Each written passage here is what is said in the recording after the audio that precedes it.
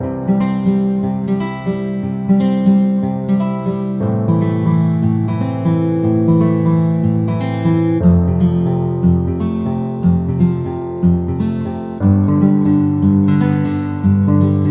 عليكم ورحمة الله وبركاته. ازيكم عاملين ايه؟ ازاي الصحة؟ ازاي الحال؟ ازاي الولاد؟ يا رب تكونوا بخير يا رب، وفي احسن صحة وفي اسعد حال يا رب. النهاردة هنعمل مع بعض بقى ايه؟ هسميه الترند بقى. ليه بقى هسميه الترند؟ عشان انا هقول لكم على حاجة محدش بيعملها خالص. يعني انا ما بشوفش حد نهائي، كل اللي عملوه ما عملوش بالطريقه اللي انا ايه هقول لكم عليها دي. هو ايه بقى؟ هنعمل مع بعض الفسيخ يا جماعه. انا كنت مغطياه زي ما شفتوا كده، عشان ما فيش اي حاجه تقف عليه ولا يعمل ميكروبات ولا اي حاجه. ومغسول كويس جدا، وفاتحه الخياشيم بتاعته، منضفاه كويس قوي قوي قوي. يعني بحط السمكية كده تحت الحنفية، وبشطفها من الديل، المية تنزل عليها كده، والخياشيم دي بفتحها واقعد ايه انضف واغسل بيها بايديا وادعكها كده، عشان لو اي ترابة اي رملة اي حاجة اي طينة اي حاجة من الحاجات دي كلها تنضف. خياشيم حمرا ايه زي الفل اهي، نضيفة قشطة، ومتصفي بقاله حوالي يجي 5 ساعات ويمكن اكتر على مصفى. بص اهو عامل ايه، مش منزل خلاص مية اهو. لغاية ما وصلت للمرحلة دي لازم يا جماعة يتركن كده مش أقل من 4 5 ساعات، عشان تتأكدوا إن نزل كل الدم اللي فيه وأي حاجة زفارة أي حاجة. بعد ما يتغسل كويس جدا بصفيه بقى كده لغاية ما أتأكد إن هو بقى زي الفل، مفهوش أي مية هتنزل منه ولا أي حاجة. هي النقطة دي مهمة جدا، إن هو ينزل ميته اللي هي في قلبيه، عشان خاطر ما ريحته ما تبقاش مش حلوة. وانا النهارده بالنسبه بقول لكم الترند ليه، هقول لكم على الحاجه اللي تخلي اي حد ما بياكلش الفسيخ هياكله. ودي حاجه لو انا كلامي مش مظبوط، انا عايزه كومنتات تقول لي كلامك مش مظبوط. هديكوا السر بقى بتاعي والتكه بتاعتي اللي انا دايما بقول لكم ليا بطل في كل اكله وفي كل حاجه بعملها. فالبطل بتاعي النهارده هتتفرجوا عليه وهتستغربوا، وفي نفس الوقت اللي هتعمل بيه. احنا فاضل قدامنا اسبوعين. انا عموما لما بخلل الفسيخ مش قبل من 20 يوم او 21 يوم. اول مرة هخلله لمدة 15 يوم، والعيد ان شاء الله يكون جه. ليه بقى؟ انا سمعت بيقولوا بعد اسبوع، بعد 10 ايام، فانا قلت لا قبلها ب15 يوم وهجرب. لكن انا طول عمري بخلله بعده 21 يوم، يعني 20 يوم ويوم، وعلى اليوم ال21 ايه بكون مظبطه نفسي ان انا على يوم 21 هفتحه بقى على عيد على شم نسيم ايا كان. انا المره دي اول مره هخلله على 15 يوم وهجرب. بس في نفس الوقت هعمل التكه بتاعتي اللي انا هقول لكم عليها، اللي هي تخليكم تاكلوه من غير ما حد يتضايق، ولا ليه ريحه نهائي ولا زفاره. ولا حتى لو حد جنبك وما بيحبوش مش هيصدق ان ده فسيخ، مش هيصدق وهياكل. احطه في صينيه واسعه عشان ابدا اشتغل. بسم الله الرحمن الرحيم. هنبدا مع بعض. ادي الملح بتاعي يا جماعه، ملح عادي خالص اللي هو الاكياس. تمام. الناس بتخلله بالملح اللي هو الخشن، لا انا الحقيقه بخلله كده على طول، بيبقى زي الفل والله، ما بيجراله اي حاجه. انا بقول لكم اشتغلوا كده على ضمانتي، وايه ولو حاجه وجربوا في ايه في سمكتين.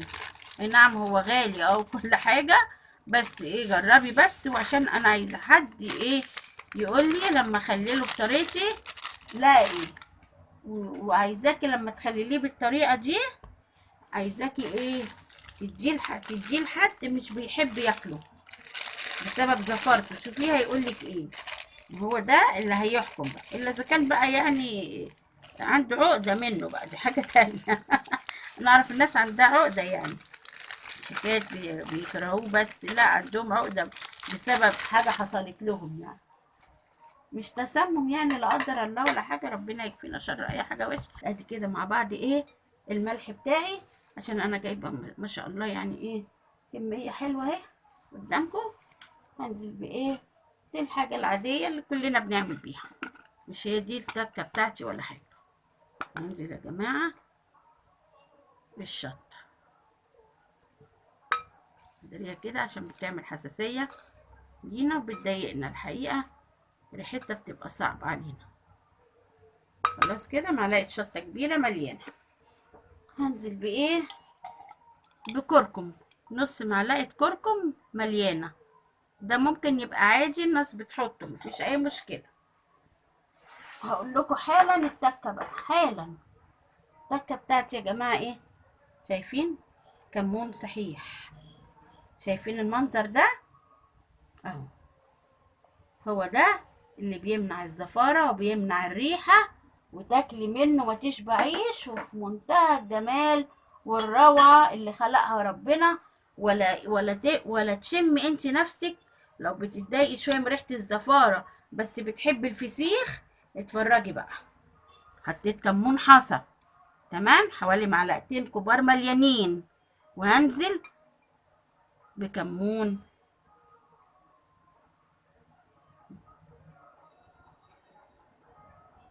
معلقتين كمون ناعم، من اللي هي معالق التوابل مليانه قوي زي ما شفتوا، معلقتين هرم كده.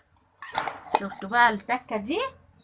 اتفرجوا بقى على جماله، ولا هيبقى ممرر ولا هيبقى فيه اي مشاكل من اي نوع. كمون حصى يا جماعه، وكمون مدقوق. ولازم الكمون الحصى، محدش يقول انا احط كمون مدقوق بس وناعم، لا، لازم الكمون الحصى، لان الكمون بينزل زيوته اكتر وبيتفاعل مع الفسيخ اكتر، وريحته بتفضل منه فيه غير اللي هو البودرة. انا فصلت بس الموبايل يا جماعة، كحيت من الشطة معلش، بتحسس منها وكل اللي حواليا بيتحسسوا من الشطة الحقيقة، فانا بتعامل بقى وربنا يستر. بقالي فترة بشتكي من موضوع الحساسية دي، ما كنتش كده الاول، فمعلش سامحوني بقى. حتى اللي حواليا لابسين كمامة، بس انا الحقيقة مش بقدر البسها، بتخنقني الكمامة. انا جايبة طبعا اكياس، بس انا بصراحة ما بعرفش اتعامل وما بحسش بالحاجة، ولا هعرف اعبي كده في الخياشيم الا بايدي الحقيقة. فانا بعد ما لبستهم لا مش عارفة اتعامل بالاكياس، لازم بايدي. انا كده كده بعقم ايدي بالليمون. ناخد بقى واحدة واحدة كده. بسم الله الرحمن الرحيم. نعمل ايه؟ نجيب السمكية كده ونروح ايه، طبعا الخياشيم مغسولة وكل حاجة، بس انا برضو هجيب مناديل يا جماعة امسحها، انا بحب برضو امسحها بمناديل. مناديل برضو عشان ايه، الامر ما بيسلمش، هو مهما بتركنيه لازم بيطلع حاجات، ومهما بتشطفيه بيقعد ينزل طبعا من المصارين من جوه بعض حاجات، فانا بحب ليه امسحه بقى عشان برضو اضمن ان انا ايه الحاجة بتاعتي تمام، مفيش اي حاجة كده ولا كده. بس مجرد ما بدأت امسح بدأ ينزل يجيب دم تاني، مع ان انا ايه بركناه من بدري من بدري جدا. لازم يا جماعة، دي نقطة مهمة، بعد ما يتغسل تحطيه على مصفى توقفيه تميليه واقف كده بأي شكل من الأشكال. ولازم ايه، مسحنا أول واحدة نركنها، ولازم يصفي الدم بتاعه وميته، يعني أنا مصفية جدا اهو. بصوا بدأ يجيب مية تانية اهو، مجرد ما مسكته في ايدي وبدأت اتعامل جاب مية، يعني هو ما كانش جايب مية خالص زي ما وريتكم كده. الحلة اللي انا حطاه عليها والمصفى فوقيها ما كانش فيها ولا نقطة، ومركون من بدري على حالته، مش انا لسه دلقة منه المية وريتها لكم، لا خالص والله. هو لسه منزل مية في ايدي بقى. انا دلوقتي اول ما مسكته حسيت كده ان لا، ده انا لازم انشفه بقى. تقريبا لما مسكته بقى بدأت اضغط بقى بدأ ينزل يعني، لكن طول ما هو مركون محدش لمسه ثابت. اي نعم هو هينزل تاني وهو بيتخلل في ميته، بس احنا برضو دي زي نظافة ليه، لو حاجة نزلت من المصارين بقى منه وهو مميل كده يبقى احنا برضو نضفناه كده. خلاص انا نضفته كله، الخياشيم بتاعته اي حاجة نزلت منها اهو يا جماعة، نضفته بالمناديل كله اهو زي الفل خلاص. ايوه، نخف من الزفارة. وعلى فكرة البوري مش من الحاجات الزفرة قوي، مش زي انواع اسماك كتيرة، هو حتى هادي. حتى انت الناس اللي هم السواحلية ما بيشووش هنا زينا، يفتحوا بطنه وينضفوه ويحشوه ويشووه لا، السواحلية كلهم صحابات المزاج بقى والاكل السمك اللي على حق، هم طبعا هيسمعوني، لو يسمعوني يردوا عليا. يا جماعة بيشووه زي ما هو مقفول، وما بيعملولوش دقة وتوم والقصة بتاعتنا دي، لا، ده بيرشوا له ملح وشوية شطة وشوية كمون وكزبرة ناشفة. فهمتوا طريقتهم ازاي؟ ايوه، مش زينا نفتح وننضف بطنه ونعمله بقى نحشيه لا، هما زي ما هو كده، هو مقفول ما بيتفتحش خالص، وبيشوه على وضعه. على فكرة انا بحب اكله برضه هو مقفول كده، بيبقى روعة، بيبقى سمنته اللي جواه منه فيه، ومنه هو مش زفر، فما بتطلعي البطن بتاعته ما بتبقاش ريحتها زفرة ولا تضايقك. هبدأ احشي اهو في الخياشيم، عاملة الخياشيم كويس قوي. وطبعا اوعى حد ينسى موضوع اللي انا قلت عليه، اللي هو ايه يا جماعة. هبدأ كمان اتعامل بايدي، لازم اضغط املى كده خياشيم اهو زي ما انتوا شايفين. المعلقة دي برضو مش هتسعفني ومش هتظبط معايا، لازم الخياشيم تبقى بص مليانة ازاي كده. اوعوا تنسوا الكمون، الكمون ده اساسي. عايزة تلغي الكركم مفيش اي مشكلة، لكن الا الكمون، الكمون والشطة طبعا والملح، دول اهم حاجه. الكركم ده حاجات احنا ايه يعني جدت علينا، زي ما اي حاجه بتجد علينا بنحب نجربها. انا بعمله برضو بالكركم باستمرار، مش اول مره. بس بقى الكمون ده اتفرجوا بقى عليه، وعايزه اللي تعملوا كده يا جماعه تدعي لي. بس دايما انا بطلب منكم الدعاء كده، عشان فعلا ده بيهمني جدا، ان انا يعني برضو يبقى اي حاجه بعملها كده تبقى في ميزان حسناتي. انا مش هقول لكم حاجه تضركم ولا تاذيكم، ولا هقول لكم حاجه غلط عشان اطلع اعمل واقول انا لا لا، هو ما عنديش الحته دي على فكره خالص. ده حقيقي والله، مش بشكر في نفسي، لا لا. ما كانتش الحاجه كويسه وتفيد الناس انا ما اعملهاش، مش عشان اطلع اعمل فيديو اقول اي كلام، لا لا خالص نهائي. انا اتكسف اطلع اقول اي كلام يعني. حقيقي ما كانش حاجه انا بعملها صح في بيتي وضمنها وواثقه منها، مش هطلع ولا اقولها ولا هعملها. اهو هحشي كل الخياشيم بالمنظر اللي انتوا شايفينه ده قوي قوي، شايفين المنظر ده؟ واكبس، بصوا بكبس بايديا قوي، محدش يحط على الوش وما يملهوش على الاخر، لا، ده انت لازم تتملي ايه، شايفه المنظر ده؟ ده يهمني جدا. ايوه اهو، بص بكبس بايديا واحط تاني، اجيب من الطبق واجيب من اللي بينزل، ايا كان، المهم اكبس واحط واملى على الاخر، ما استخسرش فيه ده بالذات، اعمله معروف. ايوه زي ما انتوا شايفين كده. هكمل الباقي بنفس الوضع، حتى بص اللي هبتت شويه بكبسها تاني اهو، شفتوني عامله ايه؟ اهو اهو، كل ما تسرد ميه نلاقي الملح هبت، فاروح ايه كبسها تاني. اكون انا ايديا برضو ما اتظبطتش صح في الكبس، لا ارجع اكبس تاني وابقى متاكده ان انا فعلا كبستها اهو. شايفين اهو؟ مش شايفين انا عايزه المنظر ده ولد كده، واضغطي بصوابعك وبايديكي، فهمتوني؟ هو ده. هكمل باقي كده في الخياشيم وهرجع لكم تاني. عملت الخياشيم كلها، وكمان عملت ايه كمان، بص مكبوسه قوي ازاي، شايفين المنظر؟ وبضغط بصوابعي لغايه جوه قوي، ايوه لغايه ما ايدك تطول والملح يطول، مش تحطي كده من على الوش لا غلط.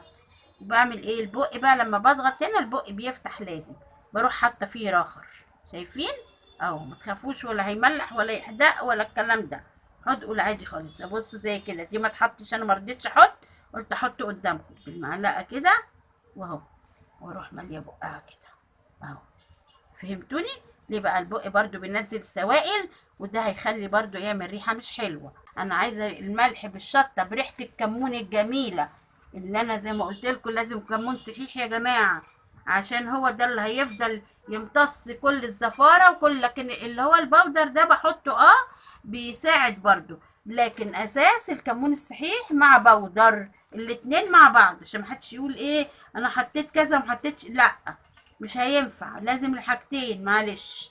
ترشي كده بقى في صينيه واسعه عندك، ايوه اهو، عشان لازم كله ايه يتبدر بالملح بالكمون بالشطه بالقصه دي كلها.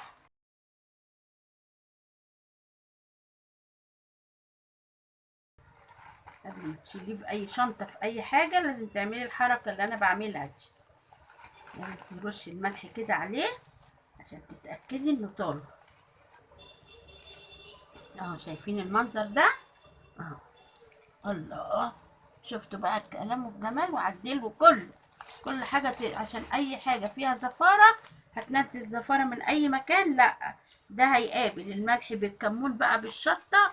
عايزة اقول لكم سحر سحر سحر سحر. وتدعولي وتكتبولي وتبعتولي بقى في الكومنتات ان انتوا عملتوه بالطريقة، وهنزل لكم الفيديو ده بسرعة ان شاء الله من غير مقاطعة عشان تلحقوا تخللوه. فبيقولوا بيقعد، انا بصراحة هي النقطة الوحيدة اللي انا ما جربتهاش قبل كده حتة العشر ايام والاسبوع دي، ده حقيقي.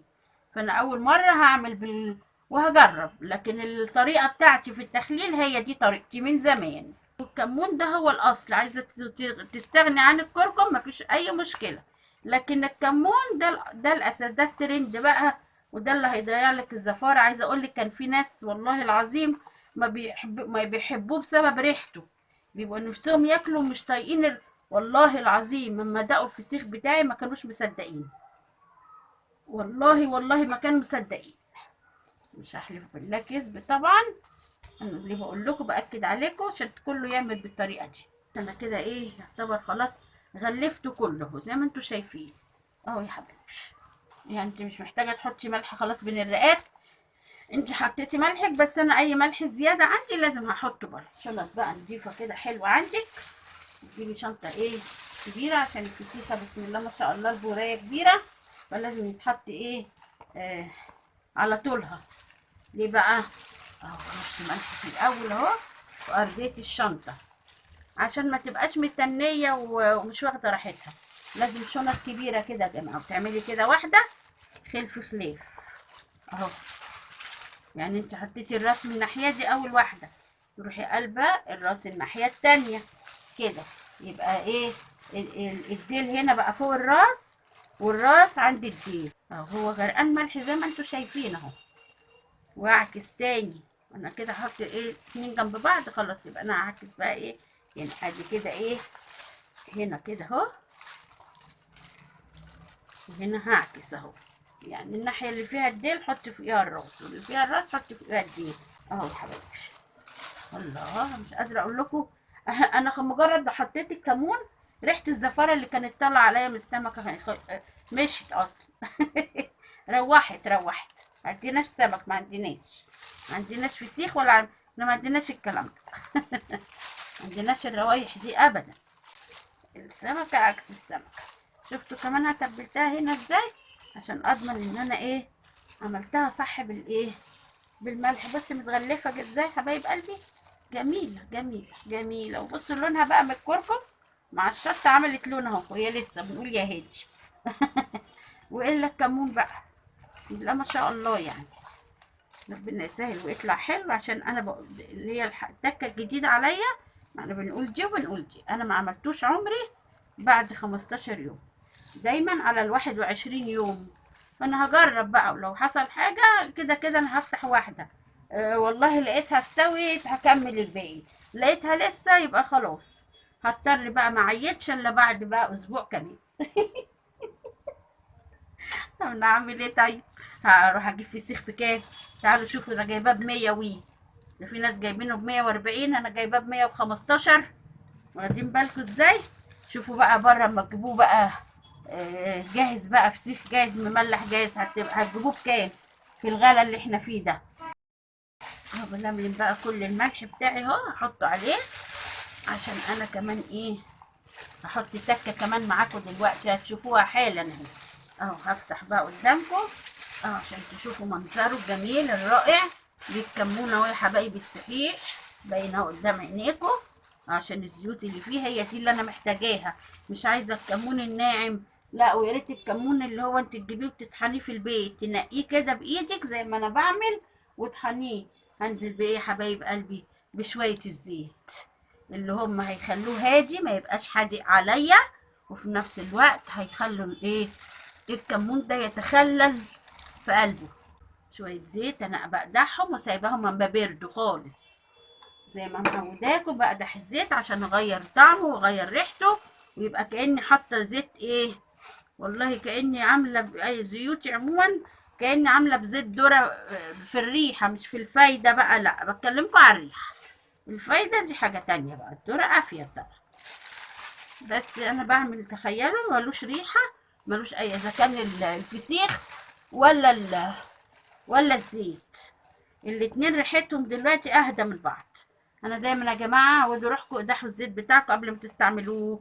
الزيت اللي بتجيبوه للقليه قبل ما تستعملوه لازم تقدحوه عشان يطير ريحته وطعمه اللي مش حلو.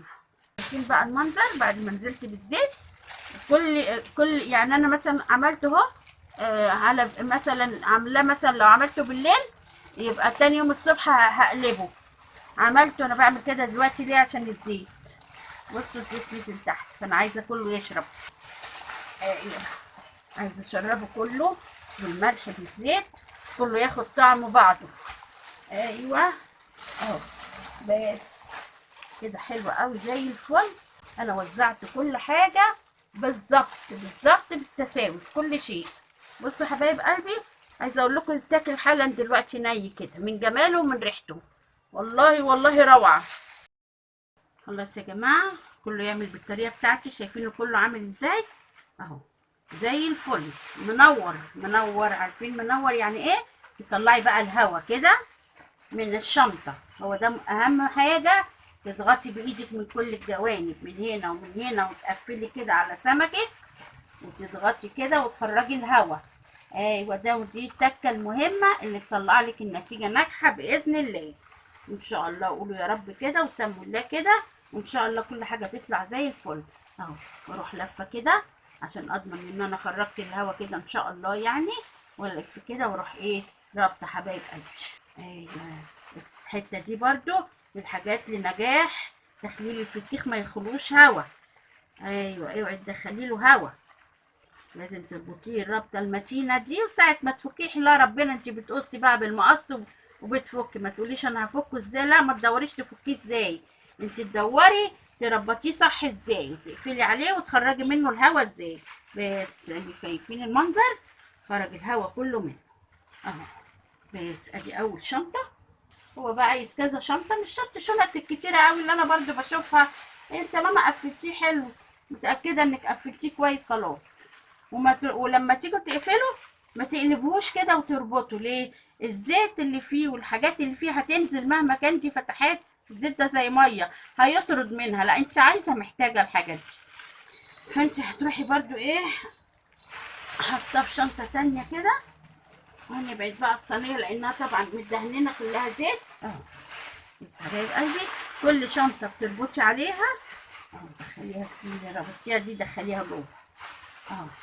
ممكن تاخدي الحرف تربطيه مع الربطه دي برضو، تضمني ان انت برضو مقفله ايه وربطه عليها بزياده اهو. لازم يا جماعه تخرجوا الهواء على قد ما تقدروا. ايوه، لان زي ما قلت لكم دي اهم حاجه والاساس. ايوه اهو، بصوا اهو برضو عامله كده اهو، لفي كده اهو برضو. بصوا شفتوني اهو، لف الشنطه كده وكده زي ما انت شايفاني اهو. بصوا انا عامله ازاي اهي، واروح رابطه اهي. انا رابطه الشنطتين في بعض، اللي جوه مع دي، عشان برضو اقفل عليها جامد اهو.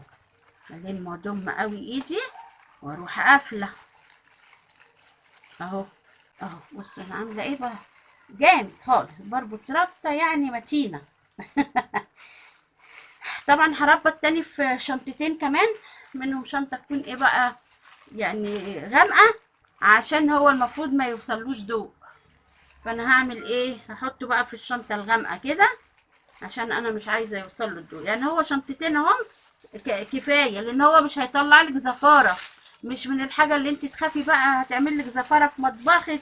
لا لا لا، ده انت افتحي الكيس لو عارفين لو هيتخلل ولازم ما يطلوش الهواء كنت سبته بكيسه مفتوح. مفيش انسي الزفاره، انسيها انسيها نهائي. بصوا المنظر، شايفين شكله ما شاء الله، ايه الجمال ده، ايه الروعه دي، ايه الجمال ده، مش ممكن والله العظيم. ولا تقولي لي فسخاني ولا لا، ده انا عايزه حد يكتشفني يا جماعه. انتوا مش هتكتشفوني بقى ولا ايه؟ ها اهو، شنطه بقى غامقه كده، وحطيه بقى في اي مكان. انت لو حطيتيه في الصالون عندك ولا حد هيحس ولا يدري بيه اصلا. والله زي ما بكلمكم كده اعملوا بس وجربوا وادعوا لي. ايوه ادعوا له ادعوا له يا ناس، ادعوا له ولا بيقولوا ايه؟ خلاص كده حبايبي. ايه خلاص، ولا شنطه تانية ولا هلف بلاستيك ولا سلوتيب، لا لا، ولا كل الكلام اللي انا، لا لا خالص. انت بتخبي ايه؟ بتخبي الريحه؟ لا ده ملوش ريحه بقى، ده انت تبقى عايزه تشم ريحته اصلا. والله العظيم انا ما ببالغ في الكلام يا جماعه، انا بحلف بالله. ايوه بس انا ولا بقى بلاستيك راب ولا سولوتيب ده ولا البلاستر ده البكر. خلاص فسيخ اتخلل. ايه بقى اللي انا هعمله؟ خلاص كده كل يوم الفه مرتين، يعني هو النهارده على وضعه ده، اروح ايه تاني يوم اقلبه على الناحيه التانيه، عشان كل المواد اللي فيه والميه اللي سردت هتطرد منه ميه، ما اللي هو بيخلي برضه ميته بتنزل منه. كل ده بقى يبقى شارب من الزيت ومن التوابل اللي اتحطت، الكمون بقى والشطه والملح، هتلاقي كله متخلل زي بعضه. مش هتلاقي فسيخه متخلله وفسيخه نيه، لا هتلاقيه كله متخلل زي بعضه. يبقى انا النهارده قلبته الصبح كده، على بالليل اروح قلباه كده لغايه ال 15 يوم ما يعدوا ان شاء الله بالسلامه، تكوني مقلباه الصبح وبالليل. وتعملي ايه بقى؟ توقفيه على سيفه، تسنديه بقى بحاجات من هنا، فاهمين؟ لازم كمان اللي من الجناب يطوله، ينزل عليه الزيت بالتوابل اللي احنا قلنا عليها، تنزل على الجناب. ما هو ده اللي انا بقولك عليه، لازم كله يتخلل فوق وتحت والجنبين. خلاص، وابقى فاكره كويس انا بعمل ايه. يعني انا قلبته بقى بعد، يعني اول يوم ما قلبته مرتين كده، تاني يوم اروح مقلباه على الجنبين بقى على سيفهم. قلبته الصبح اسيبه بالليل على سيفه، واروح عامله كده ميله، واروح عامله على السيف التاني. انتوا فهمتوني؟ هو ده. خلاص الفسيخ خلص. عايزه اقول لكم والله العظيم ما في ريحه زفاره في ايدي، والله ما في ريحه زفاره في ايدي اهو. وتقلبوه بقى زي ما، اوعوا تنسوا حكايه التقليب، هو ده من نجاح، من اهم شروطه. مش شروطه اكياس كتيره وبلاستر وسولوتيب واخبيه من الناس عشان ريحته، لا لا، ما فيش الكلام ده خالص، ما فيش الكلام ده خالص اهو. يلا بألف هنا وشفا، واعملوا بالطريقه بتاعتي اللي ما فيش اجمل منها. ده الترند بتاعي في الفسيخ يا جماعه. حظ جه في الفسيخ، اعمل لكم ايه بقى؟ بحبه. بس الحمد لله انا شغاله معاكم بما يرضي الله في كل شيء. ولا انتوا شايفين ايه؟ الحمد لله، وربنا يجعله في ميزان حسناته وفي ميزان حسنات اي حد بيجتهد. واحنا كلنا يا جماعه بنجتهد ونحاول نوصل معلومه للناس اللي مش عارفه، او اللي نفسه في حاجه ونفسه ياكلها بس متضايق من ريحتها، متضايق من طعمها، ايا كان في اي اكل. مش ده بس، حتى توابلي اللي بعملها لكم في الاكل، غسيلي في الحاجه اللي بغسلها عشان اضيع الريحه وزفاره. انا دايما بدور على الطعم وريحه الحاجه الجميله. انا شغاله معاكم كده بما يرضي الله، زي ما بتعامل في بيتي بالظبط، بوصل لكم، ما بخبيش اي معلومه. بحب بالعكس، انا بحب اعرفكم كل حاجه زي ما بتشوفوا كده بالظبط، كل حاجه بالتفصيل. والحاجه اللي لازم اقولها ومهمه، معلش اذا كان فيديو بتاعي بيطول، عشان انا فعلا بقول كل حاجه انا اعرفها. اللي ما اعرفوش بقى ده سامحوني، لكن كل اللي بعرفه انا بقوله. ولما بطلع اعمل حاجه ببقى عارفاها وواثقه منها، زي ما ده كده انا واثقه منه. خلاص كده، يلا انا هنزل لكم الفيديو ده ان شاء الله على طول، عشان تلحقوا تجيبوا وتخللوا واعملوا اللي انتوا عايزينه، ما تجربوش في سيختين ولا حاجه، هو ده اللي هتعتمدوها بعد كده. خلاص كده، مع الف سلامه، ودعواتكم بقى والسبسكرايب يا جماعه، والاشتراك في القناه، الاشتراك، وقولوا لكل اصحابكم وشيروا، وكل الناس تاخدوا الثواب بتاع اي حاجه حلوه بتتعمل كويسه بتفيد الناس، هتاخدوا انتوا كمان الثواب. واحنا ده اللي احنا بندور عليه. احنا عايزين ايه غير الثواب بينفعنا في اخرتنا؟ علمتي حد حاجه كويسه، حاجه مفيده، هو ده احسن حاجه. انت عايزه ايه من الدنيا اكتر من كده؟ انك تبقي كويسه وتعاملي مع الناس كويس، اي حد مش عارف حاجه بتعرفيها له، ما بتبخليش على حد بحاجه. يلا حبايب قلبي، كل سنه وانتم طيبين، واعملوا الفسيخ كده بالطريقه اللي ما فيش اجمل ولا احلى منها. ولما تعملوه ابعتولي بقى. خلاص كده، يلا حبايب قلبي اعملوه في كل الدول العربية ومصر والدول العربية والعالم كله، في اي بلد في اي مكان. وهي دي الطريقة اللي مفيش اجمل، حتى الفسخاني ما بيعملوش اللي انا بقول لكم عليه ده. خلاص كده، سبسكرايب، اشتراك في القناة، الشير، دعواتكم، كل حاجة حلوة منكم، كومنتاتكم وتعليقاتكم الجميلة. وانا بعمله، والتعليقات كمان لما تعملوه ابعتولي، انا منتظرة كمان الاكتر في التعليقات لما تعملوه. خلاص كده، ده اللي انا منتظراه فعلا منكم. يلا، مع الف سلامة.